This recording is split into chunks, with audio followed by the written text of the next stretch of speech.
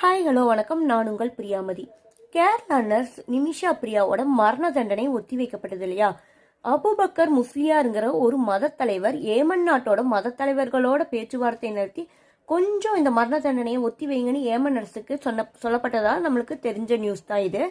ஆக்சுவலா இப்போ கொலை செய்யப்பட்ட தலால் மக்தியோட அண்ணன் பிபிசி நியூஸ்க்கு ஒரு பேட்டி கொடுத்திருக்காரு. அவர் என்ன சொல்லியிருக்காருன்னா, இந்தியாவில் தவறான நியூஸ் பரவிட்டு இருக்கு.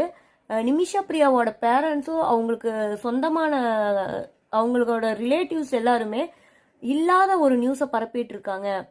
அதாவது நிமிஷா பிரியா என்னோட தம்பியை கல்யாணம் பண்ணியிருக்காங்க. 2 பேரும் கிளினிக் ஆரம்பிச்சாங்க. அதுக்கப்புறம் பாதி காசு போட்டு கிளினிக் ஆரம்பிச்சாங்க, கல்யாணம் பண்ணியிருக்காங்க. அவங்க 2 நல்லா தான் இருந்தாங்க. இதையெல்லாம் நான் கண்கூடாவே பார்த்துருக்கேன்.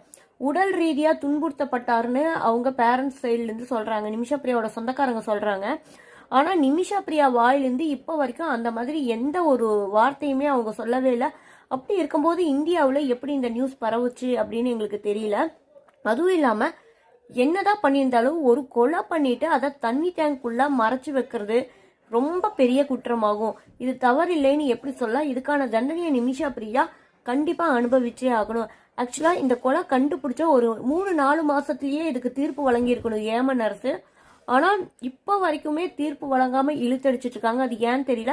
பிளட் மணி கொடுத்தா மரண தண்டனையிலிருந்து தப்பிக்கலாம் அப்படின்னு ஒரு சட்டம் இருக்குது. ஆனா அந்த பிளட் மணியை